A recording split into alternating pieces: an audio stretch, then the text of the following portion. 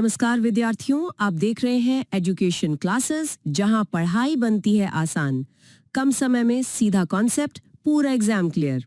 चलते हैं, शुरू करते हैं। आज हम डीएलएड कोर्स 502 के एक बहुत ही महत्वपूर्ण यूनिट पर चर्चा करेंगे। जी learner and learning centred approaches. बिल्कुल। और ये टॉपिक DSSSB पीआरटी परीक्षा के लिए बहुत जरूरी है। क्यों सर, मतलब इससे सीधे सवाल आते हैं? हाँ, सीधे तौर पर 2-3 सवाल तो बनते ही हैं, पर उससे भी ज्यादा जरूरी ये है कि ये पूरी पेडागोजी का बेस है। आजकल की जो पूरी शिक्षा है वो बाल केंद्रित यानी चाइल्ड सेंट्रिक है। अच्छा। तो आपसे परीक्षा में एप्लीकेशन बेस्ड सवाल पूछे जाएंगे कि एक शिक्षक के रूप में आप इन तरीके को क्लास में कैसे लागू करेंगे। ठीक है, तो सर यहीं से शुरू करते हैं। हमने हमेशा सुना है कि पढ़ाने का तरीका बदल रहा है। पहले शिक्षक सब कुछ बताते थे, जिसे शायद टीचर सेंटर्ड कहते हैं। तो ये लर्नर सेंटर्ड अप्रोच असल में है क्या, और ये उससे अलग कैसे है? बहुत अच्छा सवाल है। यहीं से आज की चर्चा की नींव रखी जाएगी। देखो, जो मूल बदलाव है वो ये है कि अब फोकस पढ़ाने यानी टीचिंग पर नहीं है। तो फिर किस पर है? सीखने पर है, लर्निंग पर। अच्छा। इसी वजह से शिक्षक की जो भूमिका है वो भी बदल गई है। शिक्षक अब सिर्फ ज्ञान देने वाला नहीं रहा। तो वो क्या है? वो एक फैसिलिटेटर है, सुविधादाता, एक गाइड है। बच्चा अब ज्ञान का निष्क्रिय प्राप्तकर्ता नहीं है, बल्कि वो ज्ञान का सक्रिय निर्माता है, एक्टिव कंस्ट्रक्टर। ठीक है, तो लर्नर सेंटर्ड अप्रोच का मतलब हुआ कि शिक्षा से जुड़ी हर गतिविधि के केंद्र में लर्नर को यानी शिक्षार्थी को रखना। एग्जैक्टली। और इसके पीछे कुछ बुनियादी मान्यताएं हैं, कोर बिलीफ्स हैं। जैसे पहली मान्यता है कि हर बच्चा अलग है, यूनिक है। हाँ, ये तो है। दूसरी, बच्चे अपने पुराने ज्ञान, प्रायर नॉलेज के साथ क्लास में आते हैं। वो खाली बर्तन नहीं है जिन्हें हमें भरना है। सही बात है। और तीसरी, कि सीखना बच्चे के विकास के स्तर, डेवलपमेंटल स्टेज और उसके सांस्कृतिक माहौल पर भी निर्भर करता है। मतलब एक शिक्षक को पढ़ाने से पहले बच्चे को समझना होगा। बिल्कुल। और इसके लिए कुछ खास बातों पर ध्यान देना होता है, जैसे बच्चे का शारीरिक विकास, उसकी मानसिक क्षमताएं। मानसिक क्षमताओं में यहाँ शायद हार्वर्ड गार्डनर की थ्योरी आती है, मल्टीपल इंटेलिजेंसेस वाली। बिल्कुल सही पकड़ा।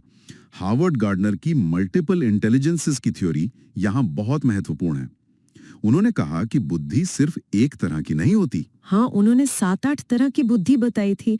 Linguistic, logical, mathematical. हाँ, भाषाई, तार्किक गणितीय, स्थानिक, शारीरिक, संगीतिक और फिर व्यक्तिगत, मतलब इंटरपर्सनल और इंट्रापर्सनल। तो सर, परीक्षा के पॉइंट ऑफ व्यू से इसका क्या मतलब है? एक टीचर क्या करे? इसका मतलब ये है कि शिक्षक को अपनी क्लास में अलग-अलग तरह की गतिविधियां करानी चाहिए, ताकि हर तरह की बुद्धि वाले बच्चे को सीखने का मौका मिले। एग्जैक्टली। ताकि हर बच्चे को लगे कि हाँ, ये मेरे लिए है। ठीक है। और सीखने की शैलियों, लर्निंग स्टाइल्स की भी बात होती है। हाँ, यहाँ पर डेविड कोल्ब का मॉडल बहुत महत्वपूर्ण है।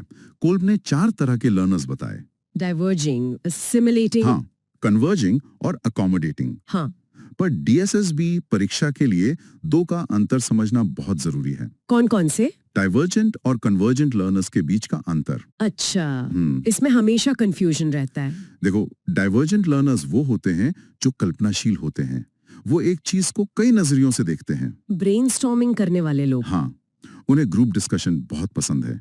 जबकि कन्वर्जेंट लर्नर्स बहुत व्यवहारिक, प्रैक्टिकल होते हैं। मतलब वो सीधा सॉल्यूशन पर फोकस करते हैं। बिल्कुल, वो एक सही समाधान पर फोकस करते हैं। उन्हें तकनीकी काम पसंद आते हैं। तो ये तो काफी अलग है। इसीलिए शिक्षक को ऐसे काम देने चाहिए जिनमें दोनों के लिए कुछ ना कुछ हो। और हाँ, प्रेरणा, मोटिवेशन भी बहुत जरूरी है। काम न बहुत आसान हो जिससे बोरियत हो, और न बहुत मुश्किल जिससे हताशा हो। मॉडरेटली चैलेंजिंग होना चाहिए। करेक्ट। और आखिर में बच्चे का घर और उसकी सांस्कृतिक पृष्ठभूमि भी बहुत असर डालती है। जी सर, आपने शुरू में लर्नर सेंटर के साथ लर्निंग सेंटर्ड अप्रोच का भी जिक्र किया था। ये दोनों सुनने में तो एक जैसे ही लगते हैं। ये एक बहुत आम कंफ्यूजन है। इनमें क्या अंतर है? देखो, लर्नर सेंटर्ड में फोकस बच्चे की विशेषताओं पर है, उसकी उम्र, उसकी बुद्धि, उसका स्टाइल। ठीक है। जबकि लर्निंग सेंटर्ड में फोकस सीखने की प्रक्रिया यानी लर्निंग प्रोसेस पर होता है, स्किल डेवलपमेंट पर होता है। इसमें शिक्षक और छात्र दोनों ही लर्नर होते हैं। अच्छा, ये एक बड़ा फर्क है। मतलब लर्निंग सेंटर्ड में टीचर भी सीख रहा है। हाँ, परीक्षा के लिए इन तीनों की तुलना समझ लो। टीचर सेंटर्ड में ज्ञान शिक्षक देता है, लर्नर सेंटर्ड में ज्ञान खोजा जाता है, और लर्निंग सेंटर्ड में ज्ञान का निर्माण होता है। ओके और मूल्यांकन मतलब असेसमेंट। टीचर सेंटर्ड में समेटिव होता है, मतलब साल के आखिर में परीक्षा। लर्नर सेंटर्ड में फॉर्मेटिव होता है, मतलब लगातार चलता रहता है। और लर्निंग सेंटर्ड में ऑथेंटिक असेसमेंट होता है। बिल्कुल। ठीक है। और सर ग्रुप में सीखने वाले जो तरीके हैं, हाँ। कोऑपरेटिव और कोलैबोरेटिव लर्निंग, इनमें क्या फर्क है? देखो, कोऑपरेटिव लर्निंग यानी सहकारी अधिगम बहुत ज्यादा स्ट्रक्चर्ड होता है। स्ट्रक्चर्ड मतलब शिक्षक छोटे छोटे ग्रुप्स बनाता है, हेट्रोजीनियस ग्रुप्स, जिनमें अलग अलग क्षमता वाले बच्चे होते हैं। अच्छा। लक्ष्य साझा होता है, ग्रुप को इनाम मिलता है, पर हर सदस्य की व्यक्तिगत जवाबदेही, इंडिविजुअल अकाउंटेबिलिटी भी तय होती है। मतलब हर किसी को अपना काम करना ही है। अधिगम ज्यादा फ्लेक्सिबल होता है, उसमें टीचर का कंट्रोल कम होता है। बहुत कम। शिक्षक और छात्र मिलकर किसी विषय पर काम करते हैं।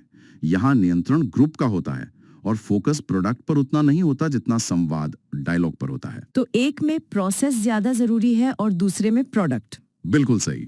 सब प्राइमरी क्लास में तो सबसे ज्यादा एक्टिविटीज की ही बात होती है, तो एक अच्छी लर्निंग एक्टिविटी में क्या क्या होना चाहिए? एक अच्छी एक्टिविटी सिर्फ मजेदार नहीं होती, उसके 4 जरूरी तत्व हैं।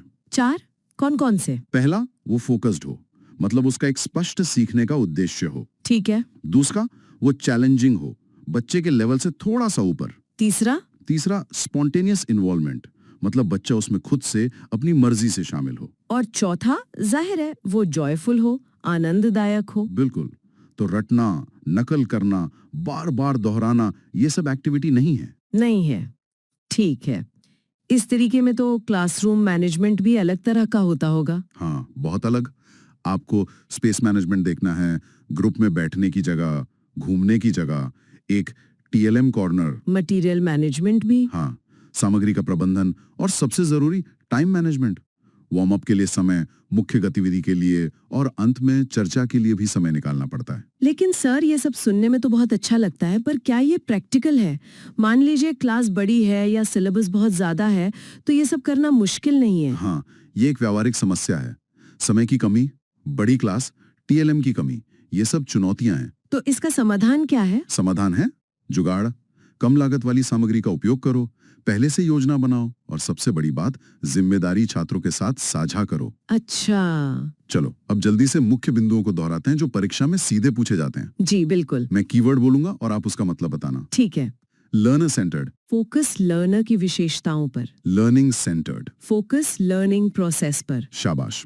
कोऑपरेटिव लर्निंग, स्ट्रक्चर्ड शिक्षक द्वारा नियंत्रित ग्रुप वर्क। और कोलैबोरेटिव लर्निंग, फ्लेक्सिबल ग्रुप द्वारा नियंत्रित संवाद। बहुत बढ़िया। एक अच्छी एक्टिविटी के 4 तत्व, फोकस्ड, चैलेंजिंग, स्पॉन्टेनियस और जॉयफुल। परफेक्ट। और आखिरी सवाल, शिक्षक की 3 मुख्य भूमिकाएं क्या हैं इस नए अप्रोच में? ऑब्जर्वर यानी अवलोकनकर्ता, हाँ, प्रोवाइडर ऑफ लर्निंग एनवायरनमेंट मतलब सीखने का वातावरण बनाने वाला, और फैसिलिटेटर ऑफ लर्निंग अधिगम सुविधादाता। बहुत बढ़िया। तो सर आज हमने जो भी सीखा वो सिर्फ परीक्षा के लिए नहीं है। नहीं, बिल्कुल नहीं। जब आप एक शिक्षक बनेंगे तो यही सिद्धांत आपको एक प्रभावी और संवेदनशील शिक्षक बनाने में मदद करेंगे। याद रखें, हमारा काम बच्चों के दिमाग में जानकारी भरना नहीं है, बल्कि उन्हें सोचना, खोजना और खुद सीखना सिखाना है। बिल्कुल। इन तरीकों को अपनी शिक्षण शैली का हिस्सा बनाने की कोशिश करें। अगर ये चर्चा काम की लगे तो लाइक करें, सब्सक्राइब करें एजुकेशन क्लासेस और कमेंट लिखें कॉन्सेप्ट क्लियर।